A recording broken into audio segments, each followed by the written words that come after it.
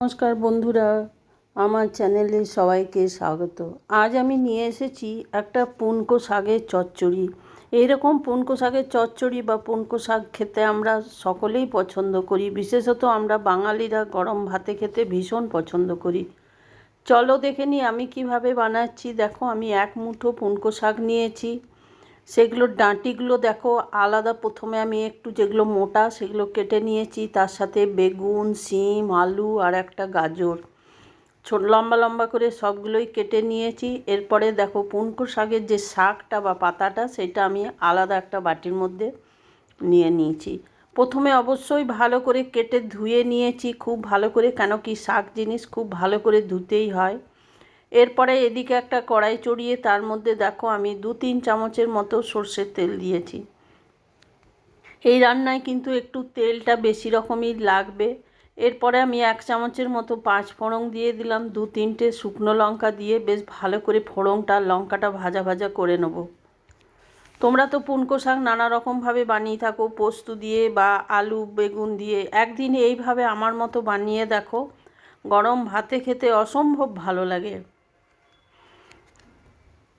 দেখো তেলটা আমার হয়ে গেছে। এরপরে যে সবজিগুলো সেদ্ধ হতে একটু সময় নেয়, যেমন আলু, গাজর, শিম, সেগুলোকে আমি প্রথমে দিয়ে দেবো। দিয়ে দেওয়ার পরে একটুখানি বেশ ভাজা ভাজা করে নেব। এই তেলের মধ্যেই ভালো করে সেদ্ধ হয়ে যাবে। এরপরে আমি ঢাকা দিয়ে প্রায় 2-3 মিনিটের মতো লো ফ্লেম করে রেখে দিলাম। দেখো 2-3 মিনিট পর আমি ঢাকা খুলে দেখাচ্ছি কতটা তরকারিটা একদম নরম হয়ে গেছে, আর সেদ্ধও মোটামুটি অনেকটাই হয়ে গেছে। এরপর আমি বেগুন আর পুনকো শাকের যে ডাঁটাগুলো সেইগুলো আমি দিয়ে দিলাম এর মধ্যে। পুনকো শাকের ডাঁটা খুব বেশি সেদ্ধ হতে সময় নেয় না, তবুও আমি এটা বেগুনের সাথে দিয়ে দিলাম। শাকটা আমি পরে দেব। এরপরে আমি পরিমাণ মতো নুন দিয়ে দিলাম। 1 চামচের মতো আমি হলুদ দিয়ে দিলাম। নুন হলুদ দিয়ে দেওয়ার পরে একটুখানি বেশ ভালো করে নেড়ে চেড়ে নেব। নেড়ে চেড়ে নেবার পরে দেখো ঢাকা দিয়ে আবার আমি লো ফ্লেম করে 2 মিনিটের মতো রেখে দিলাম। 2 মিনিট পরে দেখো ফিরে এসে দেখাচ্ছি তরকারিটা একদম অনেকটাই মজে গেছে, আর আলু বা গাজর সবই মোটামুটি সেদ্ধ হয়ে এসছে। এরপরে আমি এর মধ্যে জিরে আর সর্ষে মশলা আমি পেস্ট করে রেখেছি, সেই জিরে সর্ষে মশলাটা আমি এর মধ্যে একটুখানি দিয়ে দিলাম 1 চামচের মতো।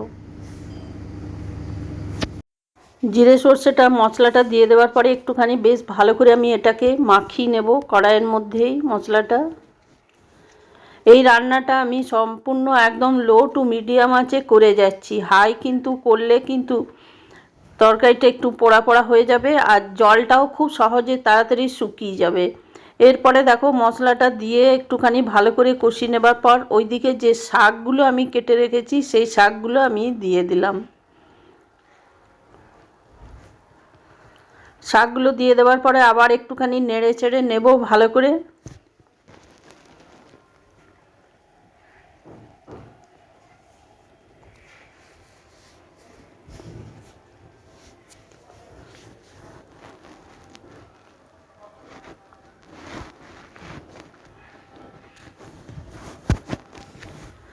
যে কোনো রান্নায় যে কোনো তরকারি একটু ঘুরিয়ে ফিরিয়ে বানালে কিন্তু তার স্বাদ হয় অসাধারণ।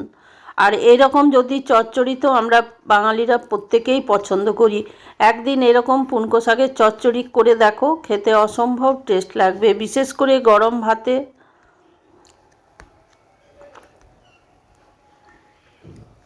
এরপরে দেখো তরকারিটা আমার একটুখানি ভালো করে মশলাটা মাখিয়ে নিলাম। ছোট চামচের 1 চামচের মতো আমি এটাতে চিনি দিয়ে দিলাম।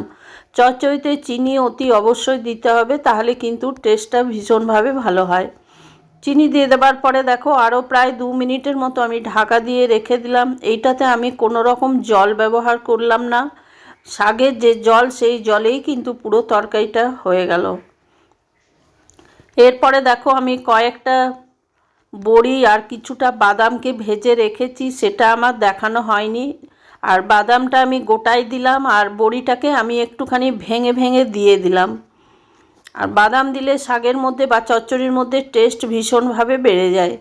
এবার এটা দিয়ে দেওয়ার পরে দেখো একটুখানি বেশ ভালো করে এটা নেড়ে চেড়ে নেব।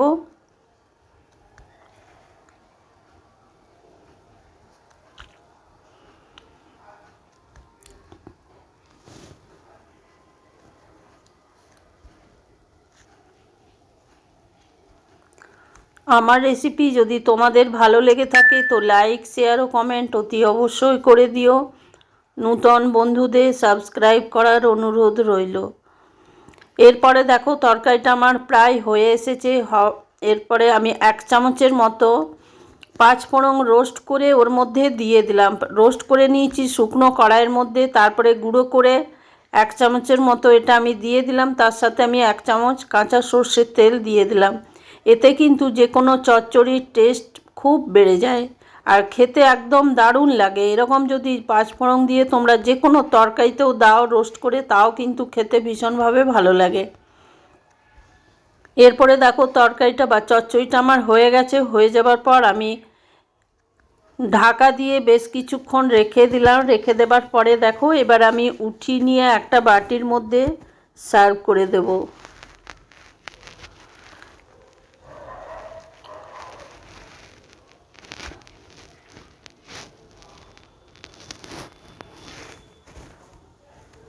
তোমরা তো নানা রকম শাকের বা নানা রকম জিনিসের চচ্চড়ি বানিয়ে থাকো, এরকম একদিন পুনকো শাকের চচ্চড়ি অতি অবশ্যই বানাও।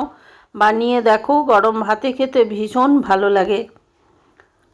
তোমরা সকলে ভালো থেকো, সুস্থ থেকো। ফিরে আসছি পরের কোনো রেসিপি নিয়ে। ধন্যবাদ।